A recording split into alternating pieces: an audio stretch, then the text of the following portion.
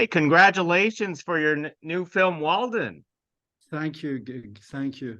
Nice to meet you. Well, it's a pleasure to meet you too. So tell us, what originated you to come up with the story for Walden? Uh, well, whenever I'd watched a courtroom drama on TV or in movies, and of courtroom dramas can be wonderful, but I always thought, who's that person sitting at that machine that nobody gives a damn about? And then it was the Johnny Depp trial with Amber Heard. And when it began, everybody's watching Johnny or Amber and the responses that are going on around them. But I was watching this lady sitting in the middle, working away on her steno machine, and I thought, now that's the ghost of the courtroom. Now, how's her life when she gets home at night? What does she do? And rather than take it to the Marvel extent where she changes into a costume and leaps off a building to save some wretched soul, I thought, what if it's a character, a lovable, cuddly, bow tie wearing Pillsbury door, prod his belly character and he giggles, and yet he takes the law into his own hands to bring about justice. And then the next day appears in the court and works away on the steno machine as though nothing ever happened. I know I'm actually surprised on how you crafted Walden as a character because he's the unlikeliest person that you would have ever imagined to be a what do you call it, a vigilante. Yeah, yeah. Well, he is, and that was the idea. The idea was to create in the audience's mind by the end of it, do we love him or do we hate him?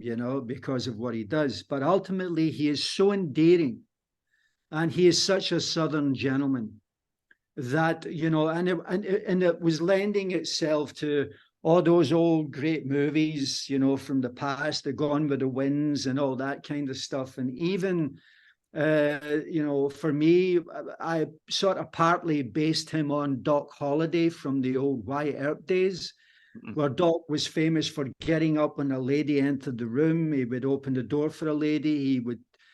He would almost genuflect before or bow before a lady, and yet he was the fastest draw in the Old West.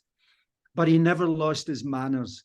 And I thought, if I can compose a character who on the face of it all is so loving, so endearing, and even blends into the background of society, then maybe I could find a way to create someone who, when they do arrive at a crossroads in their life, that it becomes acceptable because you will see the suppression of his humanity through the way he's lived. I know it is very interesting, and you cast Emil perfectly for this role. I mean that man is such a gem when it comes to acting because he could play anything. Oh yeah, when I met him for a cup of coffee, because when we'd given the script to him and he'd read it and they wanted to meet with me, and we had a cup of coffee, and he sat down, and he's very quiet. He's a very smart guy, very smart. And he just said to me, my father read it first and he said, you've got to read this.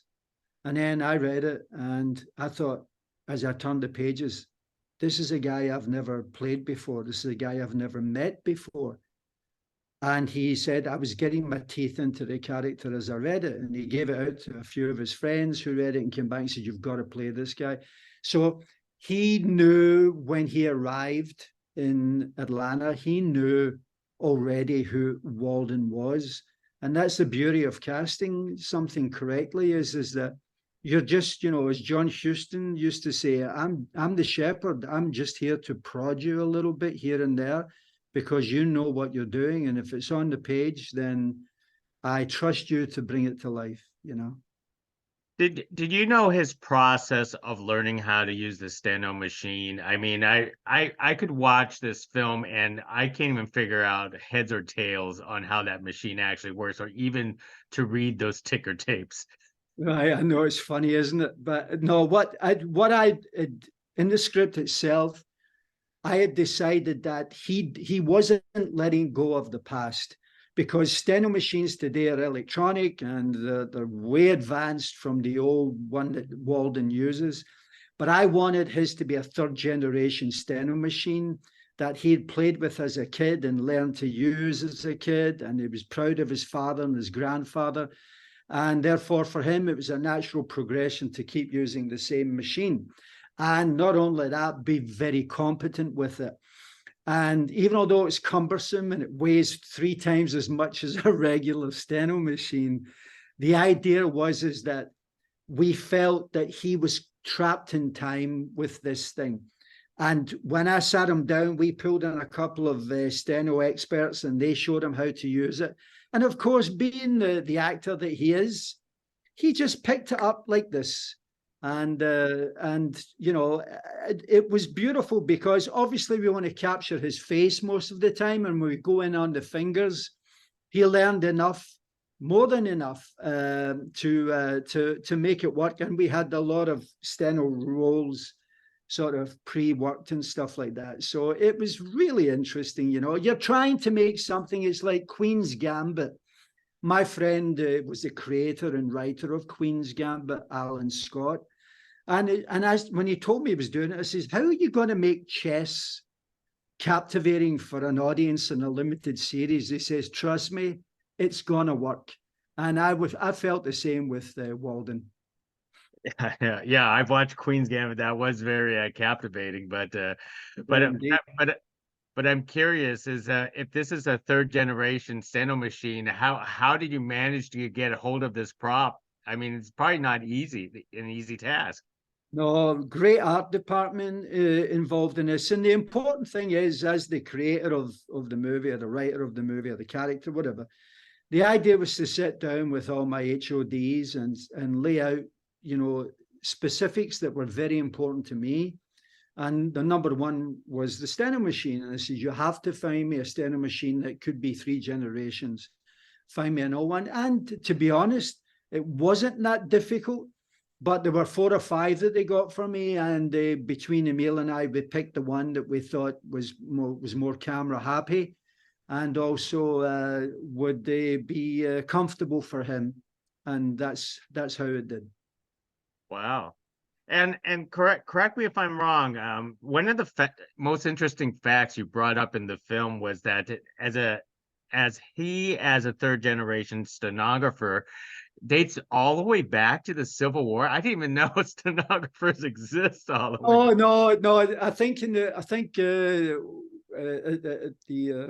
risk of trying to correct that point, it was actually his family goes all the way back to the Civil War. But in terms of steno, no, not at all. And I'm pretty sure that Lincoln had somebody in the field, you know, jotting down everything that was going on every minute. God bless them for what they did. But I think that, no, it was quite simply, we are 3 generations of steno. But ultimately, my family goes back to the Civil War. And of course, the girl who plays Kelly, who plays wonderfully his love in the story, well, her family beats his by 1 generation. And, you know, it was a little game between them. But I just wanted fun in terms of that. So, and I like to get the words Civil War in there. It's always good to mention the Civil War, you know. Now, judging by your accent, I'm actually surprised that that you set Walden in the deep South, in the small town South. Why did you set that? You could have easily set this anywhere. Well, I could have done a whole Gotham vibe on this if I wanted to, but I didn't want. I wanted to discover him in a world that was almost like a throwback in time. I wanted to try and create something that slowed the pace down of storytelling and said, let's go back now. We're not going back, but let's feel that we've gone back. And also the Deep South has always appealed to me whenever I've watched movies throughout my life.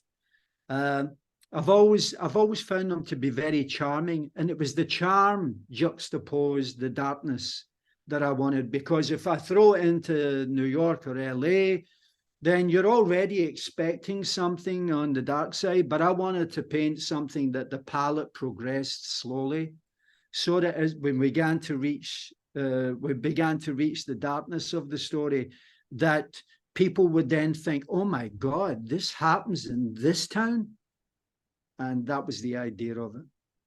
No, it is so true because this film demystify the idea of, you know, these safe small towns that people think nothing ever happens. Right. Well, listen, things do happen in small towns. Uh, I know because I know a lot of people from small towns, and when I was working on the movie, I had folks who down there who were saying to me, I got to tell you a story that happened where I came from in my small town. So you do realize that sadly there are sad things that happen in small towns, but ultimately, if you go down there and you look, if you just travel through these beautiful little quaint, I mean, the places we were shooting in were so quaint and so lovely. And have a blessed day was what I heard from almost everybody that I met. And I loved that while I was painting the picture of a guy who becomes a vigilante. So that was it. That is wonderful. And one more thing I want to add about your film. David Keith plays the judge, and I didn't even recognize him at first. I was watching and going, he looks so familiar, and then Right. finally just like dawned on me who he was. Right. Well, David, David's a wonderful actor. And you see it with actors, they will do amazing things in their early years, and then they have a little period where they're sort of either they're not in the game by choice or whatever, but then they kind of grow into a face or a skin that says, "This is what I can do now," and it becomes character acting. And as my judge, he was impeccable. And I wanted a surrogate father for Walden in the movie, because his own father, without giving anything away, it was that little estranged thing that a lot of men go through with their fathers. But I wanted a surrogate father for Walden, and I believe that David delivered that beautifully. Yes, it surely did. Yeah, you have plenty of character development in this film, Walden. Thank you very much for speaking to us about your lovely film, and who knows, maybe Walden will come back. He may well do, but at least he might be a Halloween costume. Who knows? Most excellent. All Thank you. right. Thank Nice meeting you, Gig.